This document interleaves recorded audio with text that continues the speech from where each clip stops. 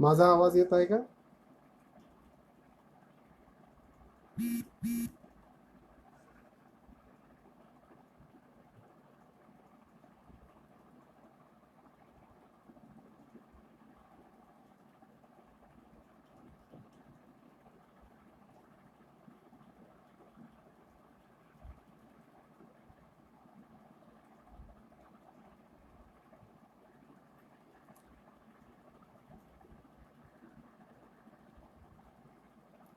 शरणार्थी.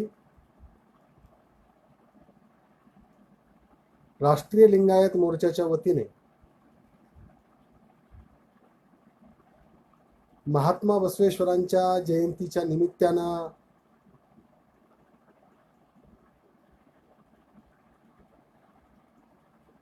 बसव विचारांचा जागर मांडण्यासाठी म्हणून व्याख्यानांचा पंधरवाडा साजरा केला जात आहे. ही संकल्पना मांडणारे आणि त्या अनुषंगानं पाठपुरावा करणारे माननीय रवीजी कोरे, प्रसन्न कोणी आणि त्यांची सर्व टीम आज मी आपल्या समोर फेसबुक लाईव्हच्या वतीनं किंवा त्या माध्यमातून लिंगायत धर्म आपणास किती कळाला किंवा किती समजला या विषयावर बोलण्यासाठी आलो आहे. खरं पाहिलं तर लिंगायत धर्म किती कळाला हा प्रश्न घेऊन मी तुमच्या समोर आलो आहे. एखादा धर्म जो निर्माण होतो तो निर्माण होण्याच्या पाठीमाग खूप मोठी कारणं असतात. लिंगायत धर्म निर्माण होण्याच्या पाठीमागे सुद्धा 900 वर्षापूर्वी खूप मोठी अशी अराजकाची परिस्थिती समाजामध्ये आणि धार्मिक जीवनामध्ये निर्माण झाली होती. आणि त्या परिस्थितीला तिलांजली देण्यासाठी, त्याला थांबवण्यासाठी म्हणून महात्मा बसवेश्वरांनी आणि त्यांच्या शरणांनी जो लिंगायत धर्म स्थापन केला, त्या लिंगायत धर्माला आता 900 वर्ष पूर्ण होत आहेत. खरं पाहिलं तर कोणताही धर्म हा त्या समाजाच्या पचनी पाडणं ही सगळ्यात अवघड गोष्ट असते. कारण धर्म ही आचरण पद्धती असते आणि त्या समाजाला, त्या समाजामधल्या लोकांना त्या धर्मापर्यंत घेऊन जाणं ही सगळ्यात अवघड गोष्ट असते. आणि भारतासारख्या परंपरावादी मानसिकतेच्या समाजामध्ये एक अवैदिक स्वरूपाचा धर्म निर्माण करणं ही गोष्ट तशी अवघड मानावी लागेल. आणि महात्मा बसवेश्वरांनी आणि 18 पगड जातीमधल्या जे पूर्वाश्रमीचे ज्या जाती होत्या त्या जाती संपवून एक नवीन मानवतावादी धर्म निर्माण करण्याचा प्रयत्न बसवादी शरणांनी केला. मग 900 वर्षानंतर हा धर्म टिकून आहे आणि तो धर्म विज्ञानवादाचा, मानवतावादाचा, पर्यावरणवादाचा आणि सगळ्यात महत्वाचं म्हणजे अखिल विश्वाला कवेत घेणारा तो धर्म आहे. अशा धर्माचा विचार करत असताना तो धर्म कितपत समजला, भारतीय समाजाला तो कितपत समजला हा प्रश्न आहे. खरं तर उत्क्रांतीवादाचा सिद्धांत ज्या डार्विननं मांडला, त्या डार्विनचं असं मत आहे की उत्तर शोधण्यापेक्षा प्रश्न निर्माण करणं ही सगळ्यात अवघड गोष्ट असते. आणि मला वाटतं की आजचा सगळ्यात मोठा प्रश्न कोणता आहे तर आज मोठमोठ्या स्वरूपामध्ये महात्मा बसवण्णांच्या जयंतीचा उत्सव हा समाजामध्ये सर्वत्र साजरा केला जातो. परंतु हे साजरेपण निव्वळ उत्सव प्रियतेचं लक्षण आहे का? खरंच त्यांचं तत्वज्ञान लिंगायत धर्म सर्वसामान्य माणसाला पेलू शकला का, तो पचला का, या प्रश्नांची उत्तरं शोधण्यासाठी हे लाईव्ह मी तुमच्या समोर करत आहे. मित्रांनो, लिंगायत धर्म कळण्याच्या पातळीवर येण्यासाठी ज्या अनेक मुद्द्यांचा विचार ज्यावेळेस मी करायला लागतो त्यावेळेस सगळ्यात पहिला महत्वाचा मुद्दा आहे की एक धर्म असताना सुद्धा धर्म मान्यतेची आंदोलनं का करावी लागत आहेत, या प्रश्नाचं आपल्याला उत्तर शोधावं लागेल. पहिला प्रश्न हा आहे. जर धर्म आहे तर मग त्या धर्माची मान्यता मिळवण्यासाठीची वेगळी आंदोलनं का करावी लागतात? मग हा धर्म शासनाला समजला नाही का, लोकांना समजला नाही का? हा प्रश्न हा अनुत्तरित आहे. दुसरा प्रश्न माझ्यासमोर जो उपस्थित झालेला आहे की ज्या महात्मा बसवण्णांनी आणि बसवादी शरणांनी ज्या लिंगायत धर्माची स्थापना ईश्वर आणि माणूस यांच्यामधला मध्यस्थ म्हणजे पुरोहित नष्ट करण्यासाठी मध्ययुगीन कालखंडामध्ये स्थापन केला, आज त्याच लिंगायत धर्मामधल्या पुरोहितशाहीनं हा धर्म सर्वसामान्य माणसांपर्यंत पोहोचू दिला नाही का, या प्रश्नाचं उत्तरही शोधावं लागेल.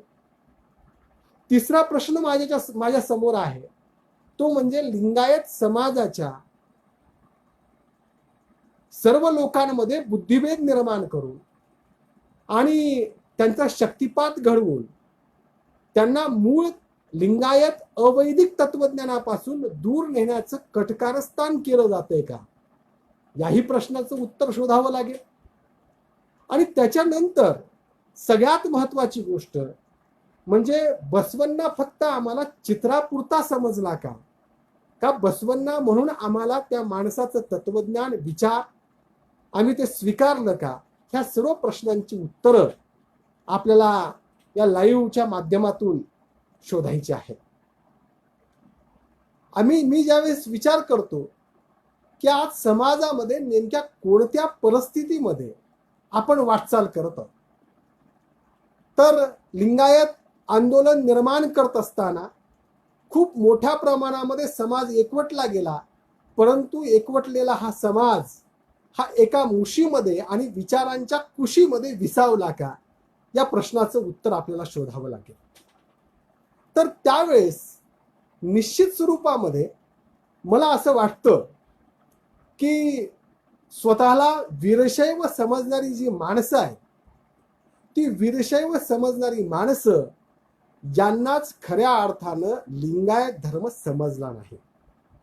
त्याचं कारण असं आहे, जर तुम्ही लिंगायत वीरशैव म्हणताय स्वतःला किंवा आम्ही शैव म्हणून स्वतःला मिळवण्याचा आणि स्वतःला प्राचीन म्हणून सिद्ध करण्याचा प्रयत्न करतो आहोत, तर निश्चित स्वरूपामध्ये मला वाटतं की लिंगायत तत्वज्ञान आणि लिंगायत धर्म या माणसांना कळू शकला नाही. त्याचं कारण असं आहे, निश्चित स्वरूपामध्ये इष्टलिंगामध्ये शिवाची प्रतिमा ही जरी आम्ही मान्य केली असली तरी सुद्धा शैव संप्रदाय आणि त्या शैव संप्रदायाचा एक भाग म्हणजे लिंगायत निश्चितच नाही, ही गोष्ट आम्हाला समजून घ्यावी लागेल. कारण आम्ही ज्यावेळेस पाहतो इतिहासाचं अवलोकन करायला लागतो, खरं तर इतिहासापासून आम्ही काय शिकलो, तर इतिहासापासून आम्ही काहीच शिकलो नाही, हेच आम्ही इतिहासापासून शिकलो असं म्हणण्याची वेळ आता येऊन ठेपलेली आहे. खरा इतिहास शोधण्याचा आणि तो इतिहास समजून घेण्याचा प्रयत्न समाजामध्ये केला जात नाही. दुर्दैवानं इतिहासाची पोथीनिष्ठता करून त्याला पुराणामध्ये परावर्तित करण्याचा प्रयत्न हा समाजामध्ये मोठ्या प्रमाणामध्ये केला जातो. मला वाटतं की अगोदर महात्मा बसवण्णांचा आणि सर्व शरणांचा जो मूळ इतिहास आहे त्याला पोथीतून मुक्त करावं लागेल. शैव संप्रदायाशी हा तसा पाहिला तर लिंगायत धर्माचा कसलाही दुरान्वयही संबंध नाही, फक्त शिव सोडला तर. शिव ही देवता ही या देशामधली प्राचीन देवता आहे आणि प्राचीन देवता असं म्हणत असताना सुद्धा हे प्रतीक आहे असं माझं मत आहे. त्याचं कारण असं आहे की हा देश कृषीप्रधान देश आहे. जर तुम्ही शिवाकडे नीट पाहिलं तर आम्ही त्याला आदिपुरुष म्हणतो आणि आदिपुरुषाकडे पाहिल्यानंतर आमचा शेतकरी जो बाप आहे तो बाप आम्हाला शिवामध्ये दिसतो. तो कसा दिसतो, तर तुम्ही जरा शिवाच्या प्रतिमेकडे थोडंसं पहा, त्याच्या प्रतीकाकडे पहा, म्हणजे तुम्हाला कळेल. त्याच्या हातामध्ये त्रिशूळ आहे. ते त्रिशूळ म्हणजे शेतामध्ये जे तिफन चालवलं जातं त्याला 3 अशा स्वरूपाच्या ज्या खाली जमिनीमध्ये नांगरण्यासाठी जे तिफन वापरलं जातं त्या तिफनाच्या त्या 3 म्हणजे त्या त्रिशूळाच्या 3 धारा आहेत. दुसरी महत्वाची गोष्ट, त्या शिवाकडे आम्ही ज्यावेळेस पाहतो त्यावेळेस त्याच्या त्रिशूळालाच एक डमरू अडकावलेला आहे. तो डमरू जो अडकावलेला आहे ती म्हणजे चाळ आहे. चाळ, पेरणी करण्यासाठी जी चाळ लागते की नाही शेतकऱ्याला, ती चाळ म्हणजे तो डमरू आहे. आणि मग शेतकऱ्यांचा मित्र जो साप आहे तो त्या शिवाच्या गळ्यामध्ये आहे. म्हणजे याचा अर्थ की शिव हा या देशामधला आदिपुरुष आहे. तो कृषी संस्कृतीशी जोडला गेलेला आहे. आणि म्हणून या देशामध्ये प्रामुख्यानं द्रविडामध्ये जी अवैदिक परंपरा रुजलेली आहे ती अवैदिक परंपरा ही शिवाला मान्यता देते. आणि म्हणून बसवादी शरणांनी शिवाला मान्यता दिली. ही गोष्ट आपल्याला सर्वप्रथम गृहीत धरावी लागते. परंतु या ठिकाणी जर काही विद्वान जर असं म्हणत असतील की शैव संप्रदायाशीच लिंगायत धर्माचा संबंध आहे, किंवा ज्या स्वरूपामध्ये तामिळ, पाशुपत, लाकुलिश, काळामुख किंवा नाथ या स्वरूपामधले जे शैव आहेत ते शैव, त्या शैवाचीच आधुनिक आवृत्ती किंवा मध्ययुगीन कालखंडामधली आवृत्ती म्हणजे लिंगायत आहेत, तर हा समज आम्हाला दूर करावा लागेल. त्याचं कारण असं आहे की संप्रदाय जो असतो तो एका मुख्य रस्त्यापासून फुटलेल्या वाटा असतात, त्या पायवाटा असतात. तो मुख्य मार्ग नसतो. धर्म हा मुख्य मार्ग असतो. या देशामध्ये बौद्ध, जैन, त्याच परंपरेमध्ये लिंगायत आणि पुढच्या कालखंडामध्ये शीख या स्वरूपाच्या अवैदिक धर्म परंपरा जन्माला आल्या. ज्यांनी वेद नाकारले, ज्यांनी या देशामध्ये जी बळीची प्रथा होती, ज्या यज्ञ परंपरा केल्या जात होत्या आणि बहुजनांना जी ज्ञानबंदी होती, त्या सर्व गोष्टींना जो नकार दिला, त्या नकार देणाऱ्या गोष्टींचं समर्थन ज्या धर्माने केलं त्या धर्मांचा ज्यावेळेस आम्ही आढावा घेतो तो जैनापासून सुरू होतो आणि शिखांपर्यंत येऊन थांबतो.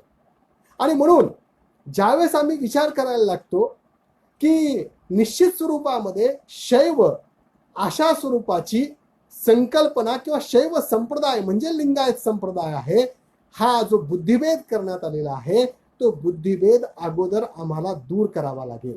लिंगायत एक स्वतंत्र धर्म आहे, तो एक राजमार्ग आहे, तो राजमार्ग म्हणून आम्हाला स्वीकारावा लागेल.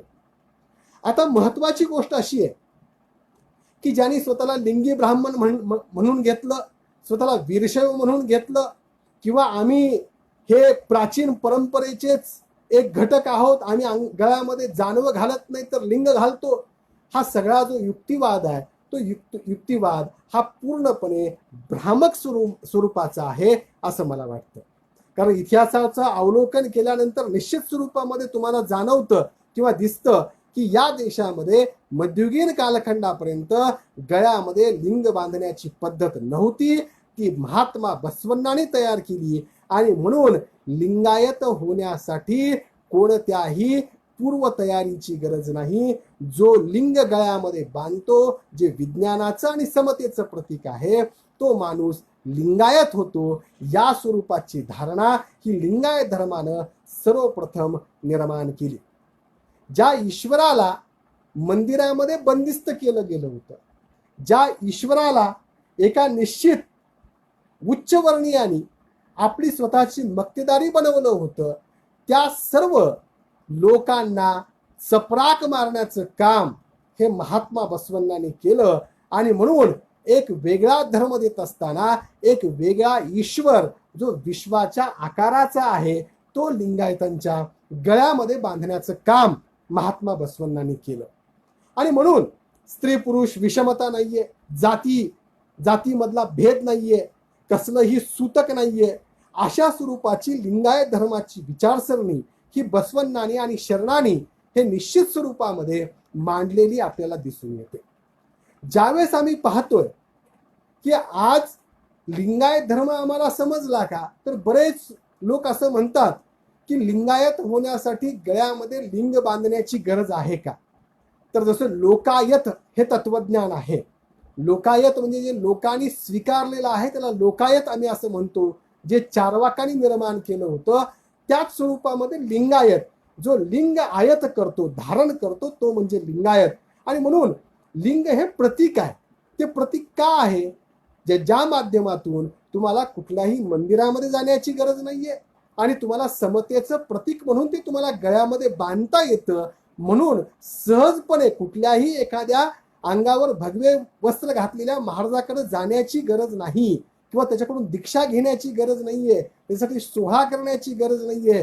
तुम्ही गळ्यामध्ये लिंग बांधलात की तुम्ही लिंगायत झालात. या स्वरूपाचा एक सरळ सोपा असा धर्म महात्मा बसवण्णांनी आणि शरणांनी जगाला दिलेला आहे. आणि म्हणून सातत्याने मी असं म्हणत असतो की बाकीचे धर्म हे माणसाला ईश्वराकडे घेऊन जातात. खरं तर बुद्धाचा विचार ज्यावेळेस आम्ही पाहतो, बुद्ध हा पूर्णपणे निरीश्वरवादी विचारधारा आणि धर्म आहे. परंतु बसवण्णा यांनी माणसाला ईश्वराकडे नेलं नाही, तर ईश्वर या संकल्पनेला माणसाकडे आणलं आणि त्याच्यामुळंच निश्चित स्वरूपामध्ये ईश्वराचं जे बंदिस्तीकरण केलं गेलं होतं आणि त्याचं जे विशेषीकरण केलं गेलं होतं, ते बंदिस्तीकरण आणि विशेषीकरण मोडीत काढण्याचं काम लिंगायत धर्मानं केलं. आणि म्हणून गळ्यामध्ये लिंग बांधणं ही लिंगायतांची ओळख आहे. परंतु लिंग बांधला म्हणजेच लिंगायत असंही मानण्याचं कारण नाहीये. त्याचं कारण असं आहे, कारण जो कायक करतो, जो कायकाला महत्व देतो, काम करण्याला महत्व देतो, मी कर्म म्हणत नाहीये, भगवद्गीतेमध्ये सांगितलेला कर्माचा सिद्धांत इथं मी मांडत नाहीये, कारण की कायकाची संकल्पना ही भगवद्गीतेमधल्या कर्मापेक्षा पूर्णतः भिन्न आहे. ही गोष्ट आम्हाला समजून घ्यावी लागेल.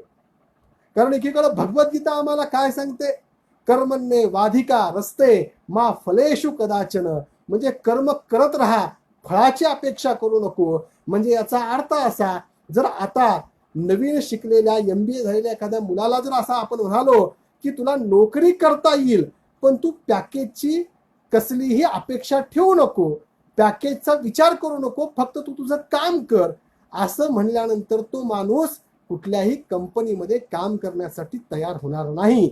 अगदी त्याच स्वरूपामध्ये कर्म करत असताना त्याचा योग्य मोबदला मिळाला पाहिजे, कार्य करत असताना त्याचा योग्य मोबदला मिळाला पाहिजे. आणि ते श्रमाच्या माध्यमातून मिळवलेला मोबदला ही जीवन चालवण्यासाठी एकदम उपयोगाचा असतो. या स्वरूपाचा विचार कायकाच्या माध्यमातून बसवादी शरणांनी लिंगायत धर्मामध्ये मांडला. आणि म्हणून इथं एक गोष्ट लक्षात घ्यावी लागेल, कायक या शब्दाचा अर्थ निष्काम कर्मयोग नाही, तर इथं कायकाचा अर्थ तुम्ही केलेल्या श्रमाला योग्य दाम मिळाला पाहिजे आणि तो मिळवणं हा तुमचा नैतिक आणि भौतिक हक्क आहे. या स्वरूपाची विचारसरणी लिंगायत धर्मानं मांडली. आणि म्हणून कायकात तल्लीन असताना लिंग पूजा नाही केली तरी चालेल, या स्वरूपाचं वचन बसवण्णांनी लिहिलं.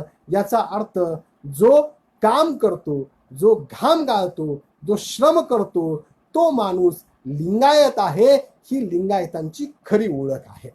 आणि म्हणून अशी खरी ओळख जोपासण्याचा विचार हा प्रत्येक लिंगायतानं केला पाहिजे, समाजामधल्या प्रत्येक माणसानं केला पाहिजे.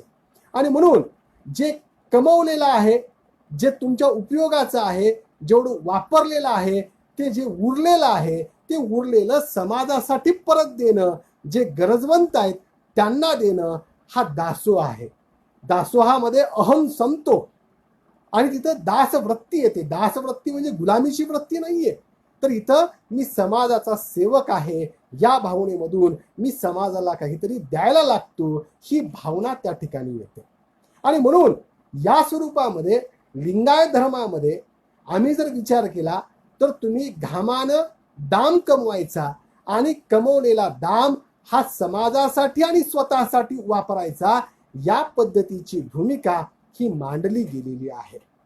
परंतु दुर्दैवानं ऐतखाऊ समाज ज्यावेळेस निर्माण व्हायला लागतो त्यावेळेस या तत्वांना हरताळ फासली जाते. आणि म्हणून खरा लिंगायत धर्म कोणता किंवा या सर्व तत्वांना अनुकरण करणारा लिंगायत माणूस आज समाजामध्ये उरला आहे का, या प्रश्नांची मीमांसा करणं हे खूप गरजेचं आहे. खरं तर आम्ही एकीकडं खूप मोठ्या प्रमाणामध्ये काही मंडळी म्हणतात की लिंगायत हे हिंदूंचा भाग आहे. तर मी निश्चित स्वरूपामध्ये तुम्हाला सांगतो, हिंदू नावाचा धर्म जगामध्ये अस्तित्वात नाही. ही गोष्ट आम्ही नीट लक्षात घेतली पाहिजे. आणि जर सर्वोच्च न्यायालयापासून अनेक दस्तऐवजामध्ये जर असा उल्लेख केला गेला असेल की हिंदू ही जर जीवन पद्धती आहे, आणि काही मंडळी म्हणजे ज्या बसवेश्वरांनी जंगम ही संकल्पना मांडली, जंगम म्हणजे धर्माचा प्रचार करणारा जो स्थिर राहत नाही तो म्हणजे जंगम. परंतु इथं प्रशांत जंगम यांनी एक कॉमेंट टाकली आहे की जय हिंदू राष्ट्र. परंतु मी त्यांना सांगू इच्छितो की हिंदू राष्ट्र ही संकल्पना जी आहे ती माणसाच्या मनामध्ये जन्माला येत असते, आणि ती मनामध्ये जन्माला येणारी जी संकल्पना आहे ती कोणताही बुद्धिभेद करत नाही.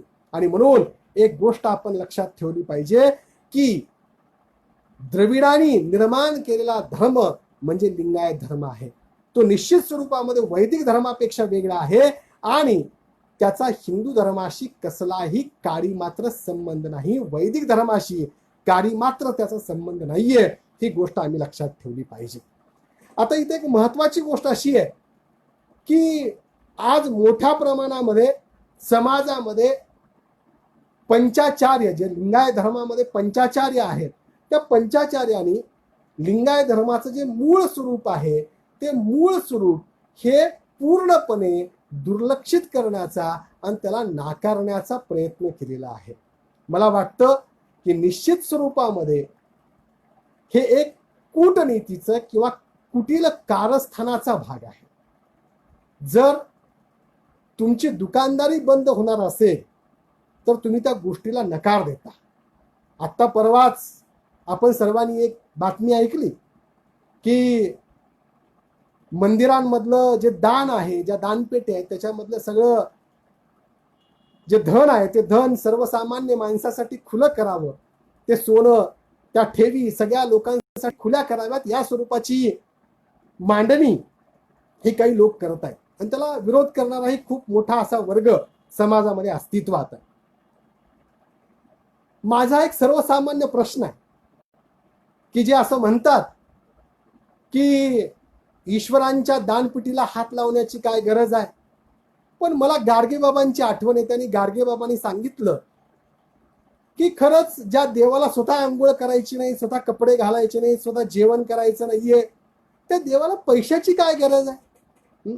ज्याने हे विश्व निर्माण केलं असं मानणारी जर माणसं असतील तर विश्व निर्माण करणाऱ्या माणसाला तुम्ही भारतीय चलन देताय किंवा डॉलर देताय, ही गोष्ट बुद्धीला आणि विवेकाला पटते का, या गोष्टीचा विचार आपण केला पाहिजे. आणि म्हणून एक गोष्ट आपण लक्षात घेतली पाहिजे की हे सगळं जे धन आहे ते धन समाजाच्या उपयोगाला आलं पाहिजे. महात्मा बसवण्णांनी त्याचा विचार मांडला होता. आणि म्हणून बसवण्णा असं म्हणतात की दगडाचा देव देव नव्हे, मातीचा देव देव नव्हे, धातूचा देव देव नव्हे, सेतुबंध रामेश्वर आणि काशी गोकर्ण देव देव नव्हे, देव तुमच्या अंतर्यामी, आत्मदेव जाणण्याची थोर, एक परमेश्वर पुढं संगमेश्वर, या स्वरूपाचं वचन जर बसवादी शरणांनी मांडलं असेल तर तुम्ही विचार करा की दगडावर दगड ठेवून एक मंदिर उभं करायचं आणि त्याच्यामध्ये दगड ठेवून तुम्ही त्याची पूजा करायची, या स्वरूपामध्ये देवत्व निर्माण होतं का. माणसामधला देव शोधण्याची खऱ्या अर्थानं जर भक्ती आणि शक्ती करायची असेल तर लिंगायत धर्माचं अध्ययन आपल्या सर्वांना करावं लागेल. आणि म्हणून लिंगायत धर्माचं तत्वज्ञान हे आपण निश्चित स्वरूपामध्ये अंगीकारलं पाहिजे. आम्ही ज्यावेळेस पाहतो की आज मोठ्या प्रमाणामध्ये समाजामध्ये मंदिरामधला पैसा हा पुरोहितांच्या हितासाठी, त्यांच्या कल्याणासाठी वापरला जात असेल, आणि आम्ही जर लिंगायत म्हणून जर मंदिरामध्ये जाऊन जर दानपेटीमध्ये पैसे टाकत असू तर निश्चित स्वरूपामध्ये लिंगायत म्हणून घेण्याचा आपल्याला नैतिक अधिकार आहे का, या प्रश्नाचं उत्तर आम्ही शोधलं पाहिजे. आणि इतकंच नाही, इष्टलिंगाला सुद्धा देवत्व देण्याचा आणि त्याच्यामध्ये कर्मकांडामध्ये अडकण्याचा प्रयत्न हा मोठ्या प्रमाणामध्ये केला जातोय. आम्ही पाहतोय सामूहिक इष्टलिंग पूजा करण्याची ढोंग पंचाचार्यांच्या माध्यमातून केली जात आहेत, आणि त्याच्यासाठी इष्टलिंग हा हातामध्ये ठेवायचा आहे आणि त्याच्यामध्ये निश्चित स्वरूपामध्ये विज्ञान शोधायचं आहे. परंतु विज्ञान न शोधता त्याच्यावर बेलाचा ढिगारा लावून त्याच्या आरत्या गाऊन आणि त्या माध्यमातून समाजाला फसवण्याचं कटकारस्थान करण्याचा प्रयत्न हा मोठ्या प्रमाणामध्ये केला जातो. म्हणून या कारस्थानाला जर तिलांजली द्यायची असेल तर लिंगायत धर्म हा पूर्णपणे समजून घ्यावा लागेल, तो कळवून घ्यावा लागेल आणि तो कळवावा लागेल. दुर्दैवाने असं झालंय की मला कळालं बस झालं. मी ज्यावेळेस विचार करतो की कल्याणच्या प्रतिक्रांतीच्या नंतर ज्यावेळेस लिंगायत विखुरला गेला, तो तामिळनाडूमध्ये गेला, केरळमध्ये गेला, आंध्रामध्ये गेला, महाराष्ट्रामध्ये आला, त्यावेळेस ह्या लिंगायतांना हिंसाचाराची इतकी भीती बसली होती की त्यांनी स्वतःचा इष्टलिंग आणि स्वतःची ओळख ही देवघरामध्ये आणि स्वतःच्या घरामध्ये बंदिस्त करून टाकली. मला वाटतं की आज 900 वर्ष पूर्ण होत आहेत. 900 वर्षाच्या नंतर आपल्या हातामध्ये वचन साहित्यासारखा एक क्रांतीचा दस्तऐवज आपल्या हातामध्ये आहे आणि अशा दस्तऐवजाला आपण हातामध्ये घेऊन नव्या क्रांतीची एक नवीन सुरुवात केली पाहिजे. पण दुर्दैवानं आम्ही ती सुरुवात करायला सुद्धा मागे पुढे पाहत आहोत.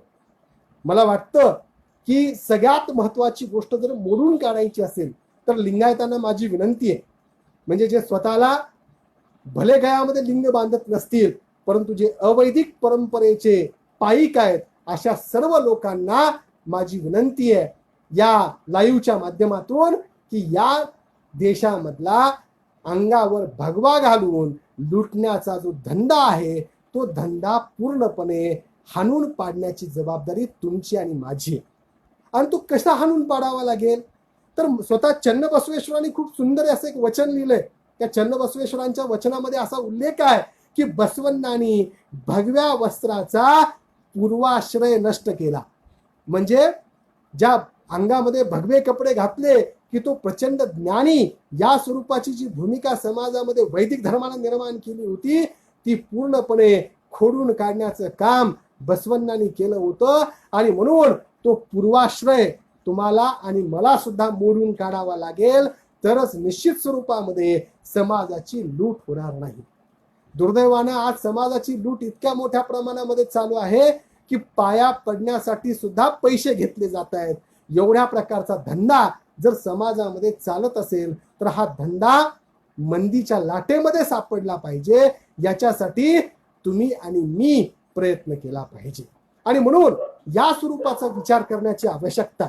आणि मित्रांनो, सगळ्यात महत्वाची गोष्ट की लिंगायत धर्मामध्ये संन्यस्त वृत्तीला पूर्णपणे नकार दिलेला आहे.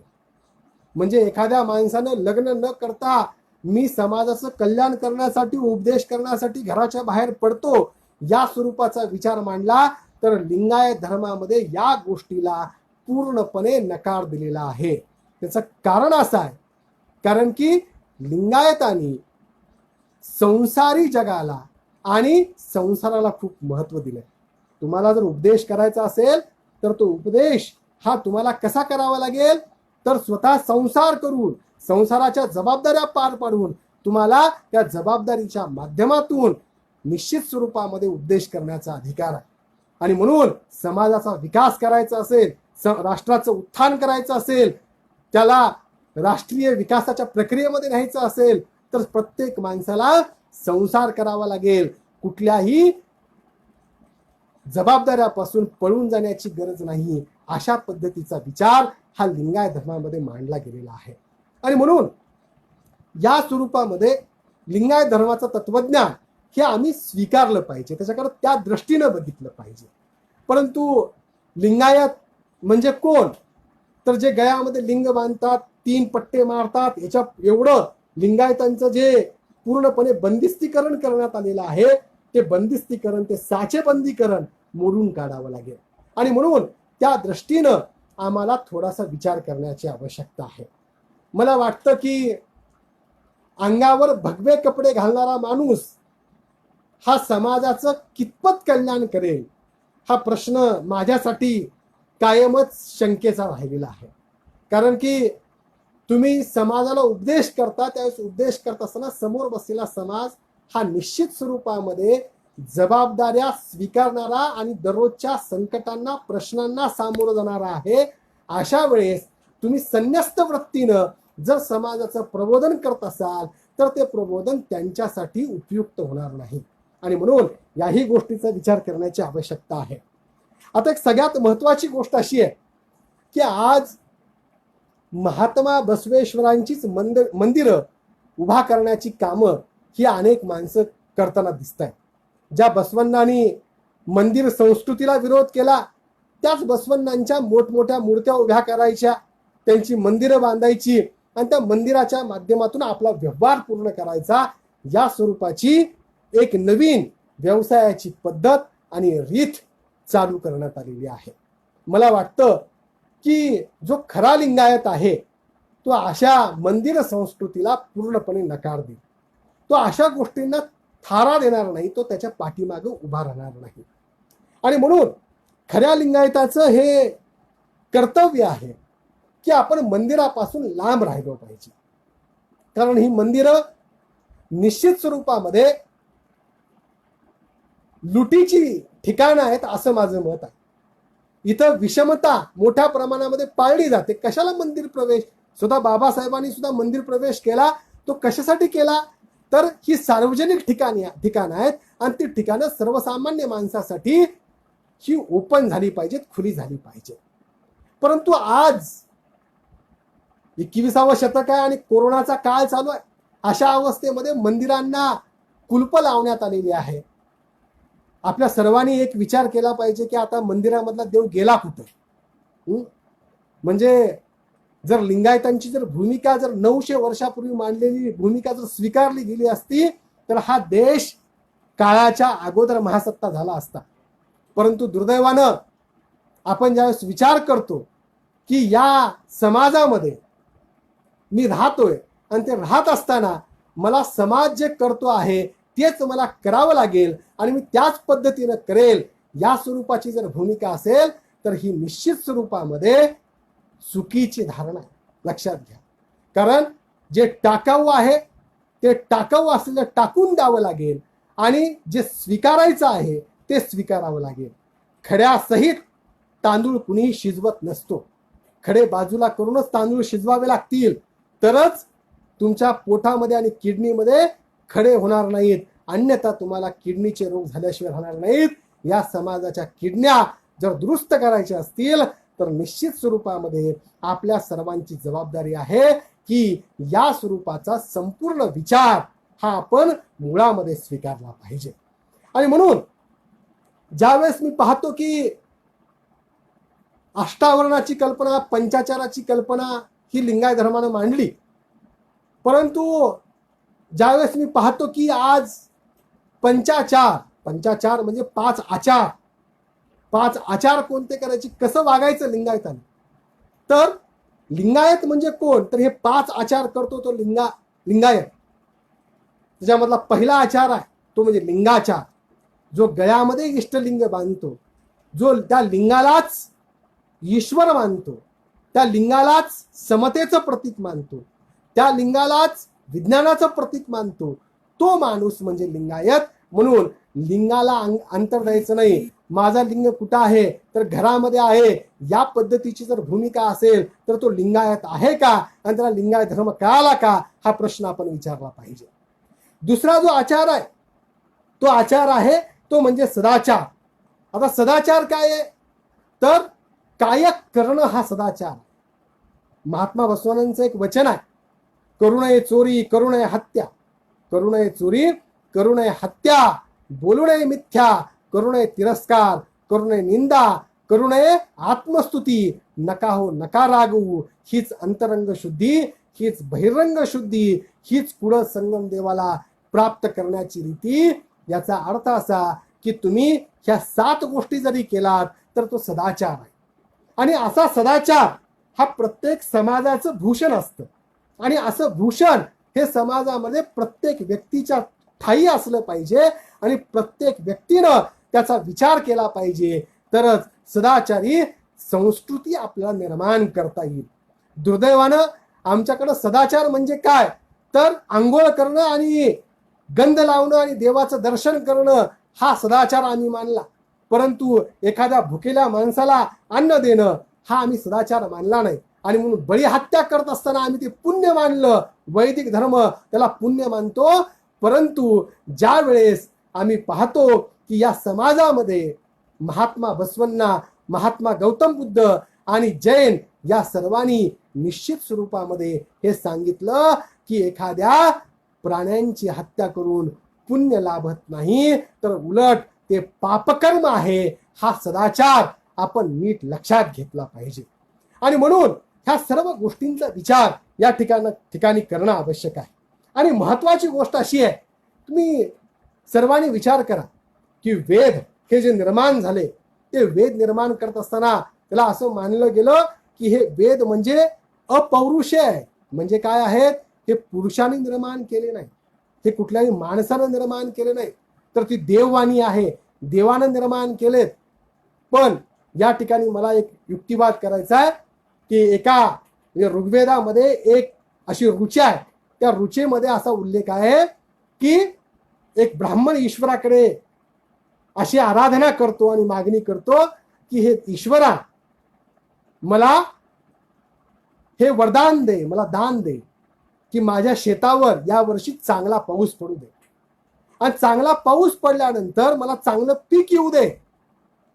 हे पीक फक्त माझ्या पुरतं झालं पाहिजे, हा पाऊस फक्त माझ्या शेतावर पडला पाहिजे, माझ्या शेजारच्या माणसाच्या शेतावर असा पाऊस पडता कामा नये, असं ऋग्वेदामधली एक ऋचा म्हणते.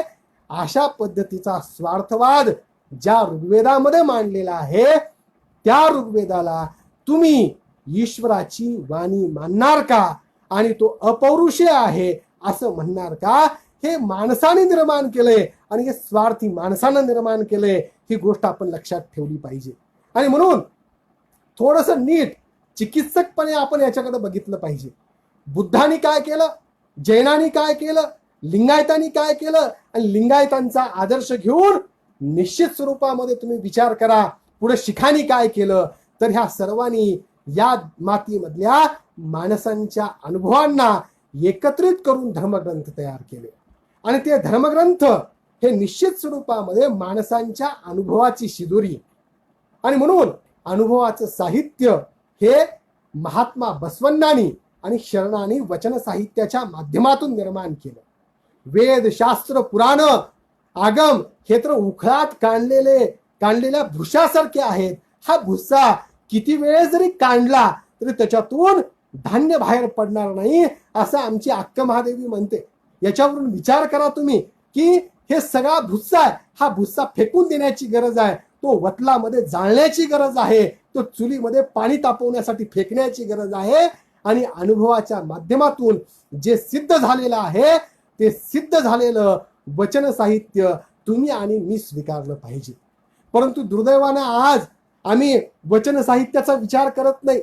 प्रत्येक वचन 160 कोटी वचन निर्माण केली असा उल्लेख हा वचनकारांच्या वचनामध्ये आम्हाला दिसतो. अनुभव मंटपामध्ये एक कुठला तरी धुळप्पा चांभार आहे, कुठला तरी मधुरस नावाचा ब्राह्मण आहे, कुठला तरी हरळ्या नावाचा चांभार आहे, कक्कया नावाचा डोहार माणूस आहे, कुणीतरी अक्क महादेवी नावाची एक योगिनी आहे जिनं खूप मोठी ज्ञान साधना केली आहे, एक वेशा असणारी संकव्वा आहे.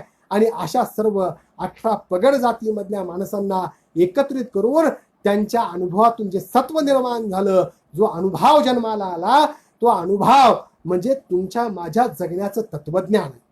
हे जगण्याचं तत्वज्ञान तुम्ही मी स्वीकारलं पाहिजे, आणि ते तत्वज्ञान आपल्या जीवनाचा आणि जीवन पद्धतीचा आधार झाला पाहिजे.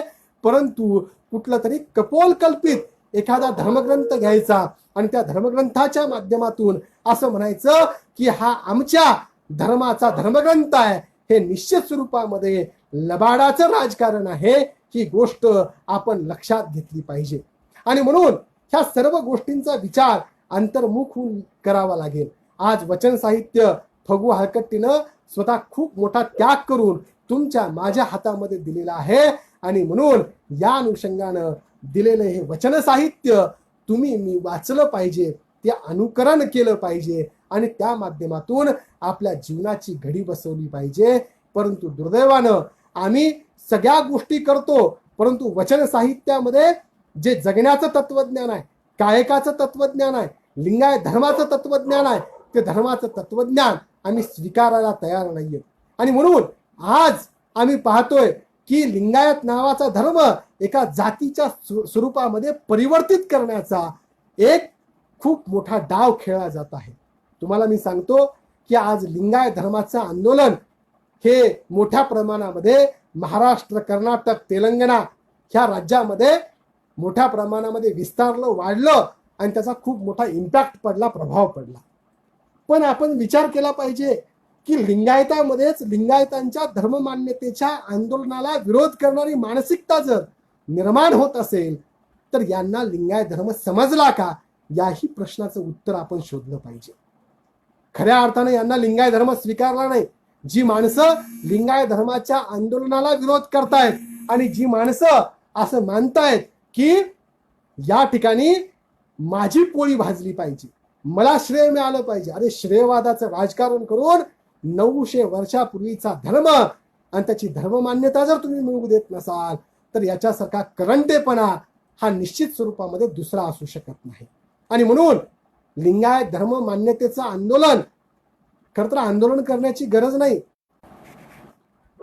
थोडासा व्यत्यय आला होता. तर आपण सर्वांनी ही गोष्ट लक्षात ठेवली पाहिजे की या ठिकाणी लिंगायत धर्माचं जे आंदोलन आहे ते आंदोलन आपल्या सर्वांना करावं लागेल. लिंगायत हा धर्म आहेच, फक्त त्याला सरकारी दप्तरामध्ये नोंद करायची गरज आहे. हा अवैदिक धर्म तुम्ही आणि मी जीवन पद्धतीच्या माध्यमातून 900 वर्षापासून चालवत आणलेला आहे.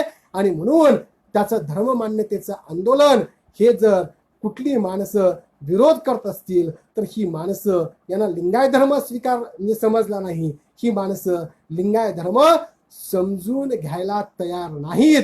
या स्वरूपाचा विचार आपण निश्चित स्वरूपामध्ये केला पाहिजे. आता या ठिकाणी एक महत्वाची गोष्ट अशी आहे की आम्ही सर्वजण म्हणजे सदाचाराचा विचार झाला, शिवाचार म्हणजे सकल जीवात्म्यांचं कल्याण करणारा विचार, त्याला शिवाचार म्हणतो. जे शिव आहे ते सत्य आहे, जे सत्य आहे ते सुंदर आहे, असा शिवाचार लिंगायतांनी केला पाहिजे. गणाचार जे धर्माच्या विरुद्ध जात आहेत, जे धर्माच्या मध्ये येत आहेत आणि जे धर्म विरोधी आहेत, अशा माणसांच्या विरोधामध्ये जे मडिवाळ माचीदेवानी केलं, डोहार कक्कयांनी केलं, हातामध्ये तलवार घेण्यासाठी सुद्धा तयार होण्याचं सामर्थ्य ह्या सर्व कक्कयांनी, मडिवाळ माचीदेवानी दाखवलं. त्याच स्वरूपाचा गणाचार म्हणजे धर्मविरोधी कृत्य करत असताना त्याला विरोध करणं, याला आम्ही गणाचार म्हणतो. हा विरोध कधी शांतीच्या माध्यमातून असेल तर कधी क्रांतीच्या माध्यमातून असेल, पण तो केला जाईल. आणि मित्रांनो, सगळ्यात महत्वाची गोष्ट म्हणजे भ्रत्याचार. भ्रत्य या शब्दाचा अर्थ सेवक असा होतो. सेवक, मी समाजाचा सेवक आहे आणि मी लहान आहे, मला खूप कळतं असं नाहीये, पण मला जे कळतं ते समाजाला मी सांगितलं पाहिजे, समाजाला मी बांधलं पाहिजे, समाजाला एका निश्चित धारेमध्ये आणलं पाहिजे, त्याची मोठ बांधली पाहिजे. हा विचार लिंगायत धर्मानं स्वीकारलेला आहे आणि तो सांगितलेला आहे. या स्वरूपाचा धर्म हा 12व्या शतकामध्ये बसवादी शरणांनी मांडलेला आहे.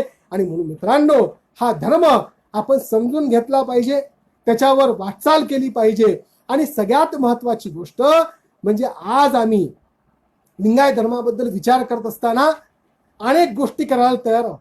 म्हणजे बसवण्णांनी एक वचन लिहिलं की अन्न सेवन करताना आणि वस्त्र वापरताना त्यांना कसल्याही प्रतिज्ञा त्यांच्या भंगत नाही, परंतु विवाह जमविताना त्यांचा जाती विचार उफाळून वर येतो. आणि म्हणून या स्वरूपामध्ये आम्ही ज्या वेळेस विचार करतो की अन्न सेवन करताना, वस्त्र वापरताना, सामाजिक व्यवहार करताना जाती नसतात. म्हणजे दक्षिणा सुद्धा चालते, तिला पवित्र करून घेतलं जातं, आहे की नाही, कोरडा शिरा घेतला जातो, पण माणसामध्ये भेद केला जातो. जिवंत माणसांना इथं देवत्व नाहीये, दगडाला देवत्व आहे. ह्या सर्व गोष्टींना नाकारून जाती संकर झाला पाहिजे. या समाजामधल्या माणसांना खऱ्या अर्थानं माणूस म्हणून स्थान मिळालं पाहिजे. मग ती स्त्री असेल, पुरुष असेल, तो कुठल्या जातीचा आहे, तो कुठल्या विचाराचा आहे, हे महत्वाचं नाही. तो माणूस आहे एवढाच विचार करून या स्वरूपामध्ये लिंगायत धर्माची मांडणी ही करण्यात आलेली आहे. हा लिंगायत धर्म 12व्या शतकामध्ये मांडला गेलेला एक विज्ञानवादी धर्म आहे. तो धर्म आपण सर्वांनी निश्चित स्वरूपामध्ये स्वीकारावा, त्या दिशेनं चालावं. मला वाटतं की आज बसवांना समजून घेण्याची गरज आहे. आणि सगळ्यात महत्वाची गोष्ट ती म्हणजे कोणती, तर या ठिकाणी या लिंगायत धर्मामध्ये निर्माण झालेली पुरोहितशाही मोडून काढावी लागेल. इथं निर्माण झालेले धर्माच्या विरोधी लोक संपून काढावे लागतील, तरच खऱ्या अर्थानं शुद्ध स्वरूपाचा लिंगायत धर्म समाजाला प्राप्त होईल. आणि म्हणून तो प्राप्त करून देण्यासाठी आपण सर्वांनी कटिबद्ध व्हावं, एवढी विनंती मी आपल्या सर्वांना करतो.